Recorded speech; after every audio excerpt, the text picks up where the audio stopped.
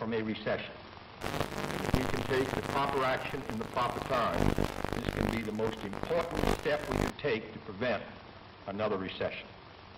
That is the right kind of a tax cut, both for your family budget and the national budget. Chiang Kai-shek, leader of the peoples of Free China on the island of Taiwan, heads the celebration of the 50th anniversary of the overthrow of the Manchu dynasty. 11 million Chinese, strong with their dream of someday wresting their homeland from the communists, are marking the day that saw the end of 4,000 years of monarchy in China. Khrushchev declared, through the formation of the world system of socialism, the situation in the world has altered radically. At present, it is not circles whom. On December 2nd, 1961, Castro reveals, I am a Marxist-Leninist and will be one until the day I die. Socialism is a word. There is no halfway between socialism and imperialism. This government, as promised, has maintained the closest surveillance of the Soviet military buildup on the island of Cuba. To halt this offensive buildup, a strict quarantine on all offensive military equipment under shipment to Cuba is being initiated. All ships of any kind bound for Cuba, from whatever nation or port, will, if found to contain cargoes of offensive weapons, be turned back. It shall be the policy of this nation to regard any nuclear missile launched from Cuba against any nation in the Western Hemisphere as an attack by the Soviet Union on the United States, requiring a full retaliatory response upon the Soviet Union. Communism's adventure in Cuba is a sophisticated one. Political, psychological, subversive, with paramilitary features. Can a democratic society, wherein the right to know and the value of knowing are basic, can a democratic society wage successful political, psychological, subversive warfare against communism? Leather is falling into step in the fall fashion parade. Finished in an explosion of rainbow colors, leather has been styled into smocks and sheath-top skirts like this eye-stopping pair. Just the thing for a day's outing at Sterling Forest Gardens in New York. In Trafalgar Square, 2,000 Londoners demonstrate against the United States blockade. Fidel Castro whips up a furor in Cuba, charging the United States with arming and training mercenary forces for an imminent invasion. He calls out some 200,000 militiamen for training and guard duty at key points throughout Havana.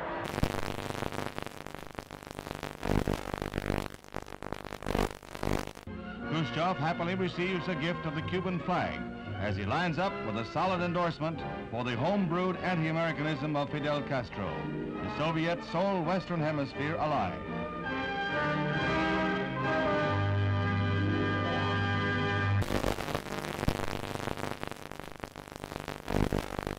As he arrives back in Washington, the president hears more bad news. China has just invaded India. Is this part of a two-pronged communist assault?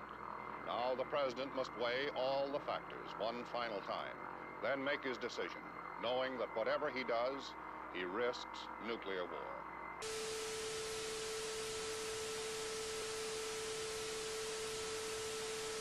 Meanwhile, the United States continues to reinforce its Cuban base at Guantanamo Bay, the naval depot that Castro wants the U.S. to give up. These Marines have been assigned the job of protecting the base against any Cuban threats that might arise during the present crisis. Mr. President, I am submitting today a resolution to the Security Council designed to find a way out of this calamitous situation.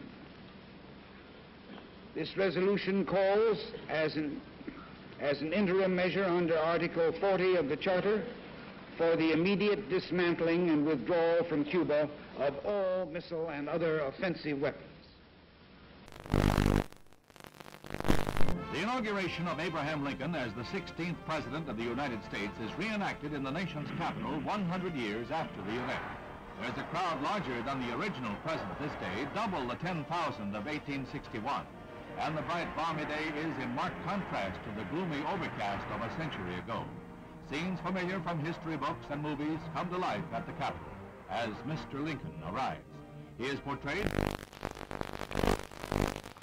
The following is the letter which has just been dispatched from the President to Chairman Khrushchev. I think that you and I, with our heavy responsibilities for the maintenance of peace, were aware that developments were approaching a point where events could have become unmanageable. So I welcome this message and consider it an important contribution to peace. It urgently recommends that the United States and the Soviet Union confer promptly on measures to remove the existing threat to the security of the Western Hemisphere and the peace of the world, and to report thereon to the Security Council. Earlier today, Secretary of Defense Robert McNamara announced that yesterday's photographic surveillance of Cuba indicated that the bases were being dismantled. But with increased United States aid and instruction, Vietnam soldiers learned to fight back against the communist Viet Cong. Helicopters become a crucial weapon against guerrillas who strike, then disappear will-o'-the-wisp in marshes. Southeast Asia and Berlin are not the only hazard areas in the orchestrated struggle of the Cold War. There is Cuba, from which Bay of Pigs invaders hobble back when their ransom is paid. The President visits the big missile center at Vandenberg Air Force Base. He becomes the nation's first president to see an intercontinental ballistic missile fired when an Atlas D blasts off its pad to roar down the Pacific Missile Range in a perfect launch.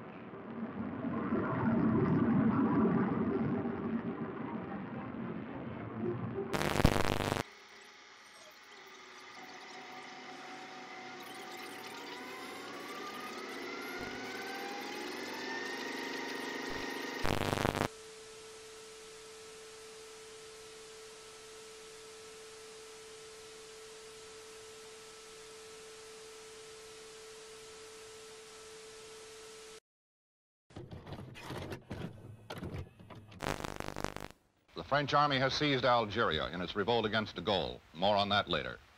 In Laos, the government's army suffered its worst defeat of the Civil War, evacuating its last stronghold in north-central Laos. Now the communists may want to begin the ceasefire talks. And I believe that in the 1950s, the United States can once again capture the imagination of the world. Chicago, the Windy City, is both windy and snowy in the wake of a storm which leaves more than half a foot. Temperatures drop to 0 during the storm. San Francisco gets the heaviest snow in 30 years. Children, many of whom have never seen snow before, are more spellbound than snowbound, but they soon learn what to do with the stuff.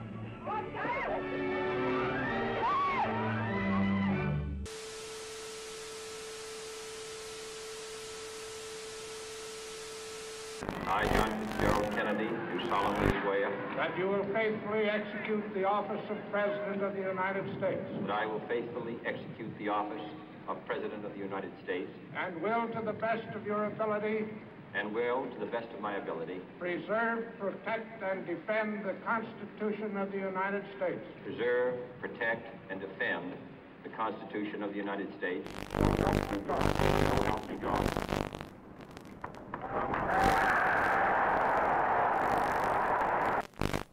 And so, my fellow Americans, ask not what your country can do for you, ask what you can do for your country.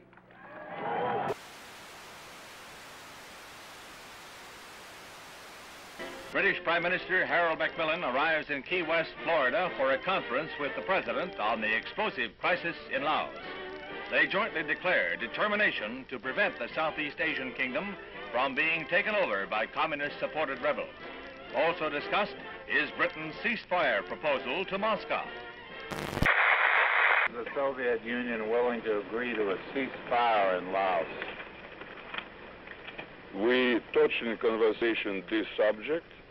I have nothing to say publicly at this moment. The look for 61 will recall the Jazz Age, and where Paris leads, the rest of the fashion world is likely to follow.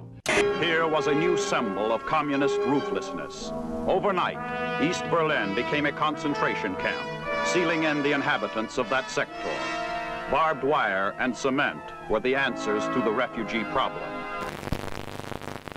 Khrushchev repeats his threat to sign a separate peace treaty with East Germany, which he claims, wrongly, rights in Berlin.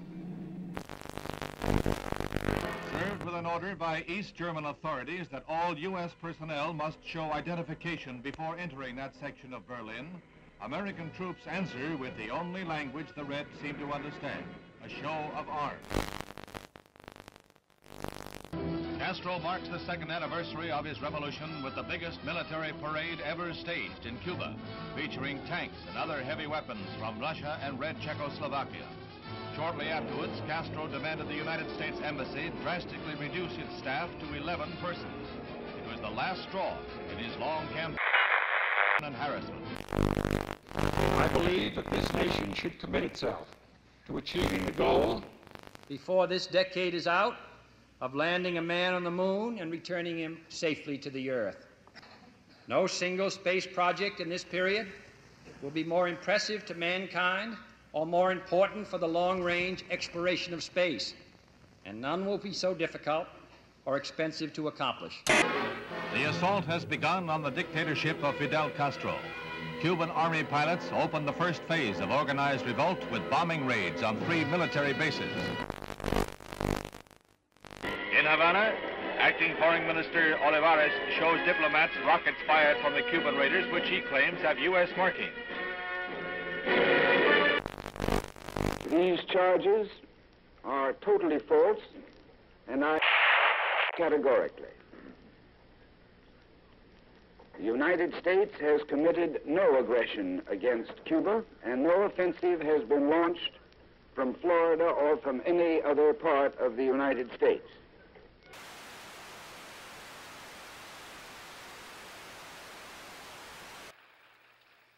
Es un honor para mí el estar hoy entre un grupo de los hombres más valientes del mundo.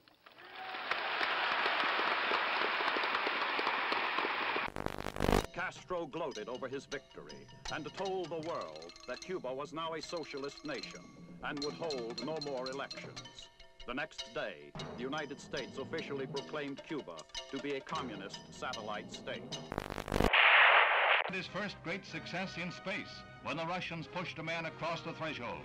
He was Yuri Gagarin, the astronaut the Russians lionized as the first to. It was the propaganda coup of the year.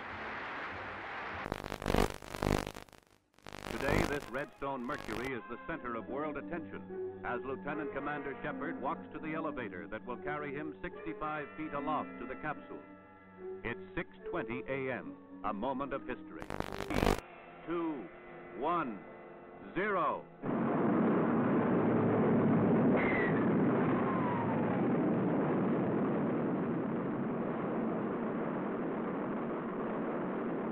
The rocket performs perfectly as it lifts the funnel-shaped capsule gracefully aloft. 115 miles up, he went 300 miles downrange, right on target, and was picked up by waiting helicopters.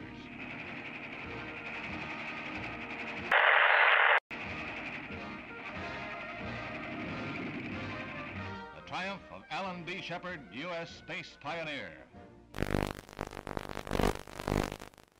As the captain prepared to leave the capsule, explosive bolts on the escape hatch let go, and the Mercury is lost. However, the moon gets closer.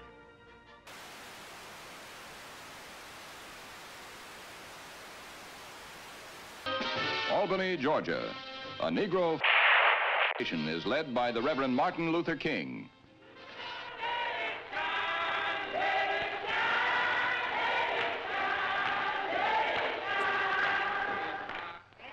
And if necessary, we must be willing to fill up the jails all over the state of Georgia. Солнце. Шар превращается в колоссальный светящийся купол. Яркое свечение еще продолжается. В этом опыте оно длится необычайно долго. Страшной силы напутствует прихода ударной волны.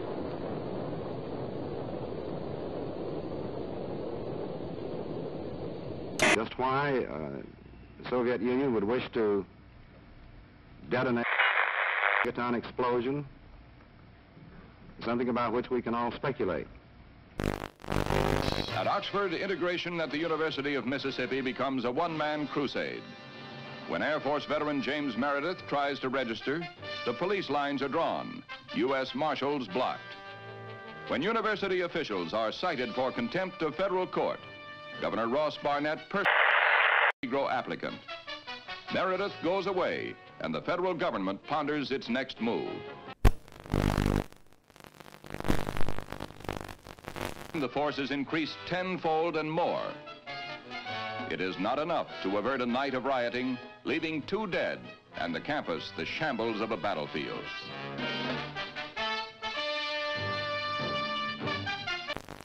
"75 students and other rioters are arrested.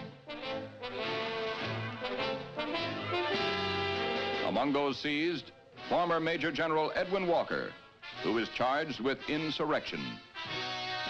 And James Meredith becomes a duly registered student at the University of Mississippi.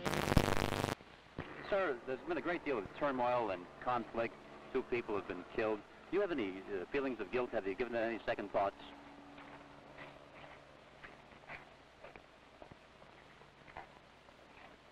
I'm very sorry that anyone had to get hurt or killed. But of course, I think that's an unfair question to me. I don't believe any of you believe that I had anything to do with that. President Kosovo believes Leopold on his return from a conference of Congolese leaders in Madagascar, at which it was agreed to convert the republic into a loose confederation. The streets are jammed for a parade in celebration of the decision. But red opposition to the plan is heated, and the pro-Soviet Antoine Gizenga, Lumumba's political heir, still controls key areas and sizable armed forces. The Congo's problems are far from over. Vienna was a neutral arena for a sparring match between 2 worlds. The men who hold the power to write tomorrow's history met, smiled, and resolved no problems. The dictator and the East and the West. St. James Church in the Hudson River hamlet of Hyde Park is the scene of last rites for the First Lady of the World, Eleanor Roosevelt. President Kennedy heads the list of distinguished world leaders who pay last tribute to the beloved woman who is remembered as a humanitarian and one who loved her fellow man. There is no strife, no prejudice, no national conflict in outer space as yet. Its hazards are hostile to us all. Its conquest deserves the best of all mankind, and its opportunity for peaceful cooperation may never come again. But why, some say, the moon? Why choose this as our goal? And they may well ask, why climb the highest mountain? Why, 35 years ago, fly the Atlantic? Why does Rice play Texas? We choose to go to the moon. We choose to go to the moon.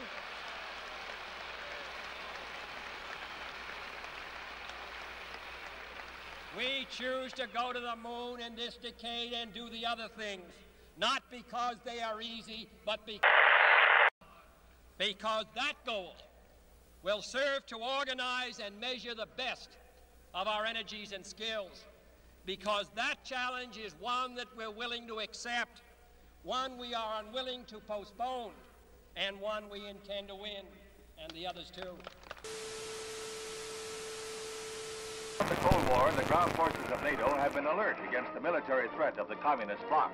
Now, Honest John missiles add to NATO's striking power.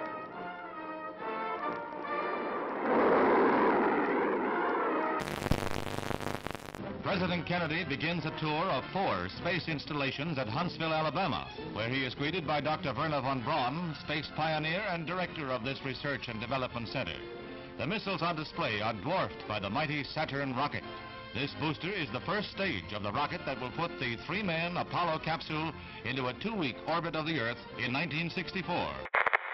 Preliminary to a lunar shoot. Gemini, which was developed here, will allow 2 men to orbit the Earth for 2 weeks and will be used for experiments in outer space rendezvous and docking missions. This winds up the President's first-hand look at our space program and our progress in the race for space. First deficit comes from a recession. If we can take the proper action in the proper time, this can be the most important step we could take to prevent another recession. That is the right kind of a tax cut, both for your family budget and the national budget. Chiang Kai-shek, leader of the peoples of Free China on the island of Taiwan, heads the celebration of the 50th anniversary of the overthrow of the Manchu dynasty. 11 million Chinese, strong with their dream of someday wresting their homeland from the communists, are marking the day that saw the end of 4,000 years of monarchy in China. Khrushchev declared, through the formation of the world system of socialism, the situation in the world has altered radically. At present, it is not circles whom. On December 2nd, 1961, Castro reveals, I am a Marxist-Leninist and will be one until the day I die. Socialism is a word. There is no halfway between socialism and imperialism. This government, as promised, has maintained the closest surveillance of the Soviet military buildup on the island of Cuba. To halt this offensive buildup, a strict quarantine on all offensive military equipment under shipment to Cuba is being initiated. All ships of any kind bound for Cuba, from whatever nation or port, will, if found to contain cargoes of offensive weapons, be turned back. It shall be the policy of this nation to regard any nuclear missile launched from Cuba against any nation in the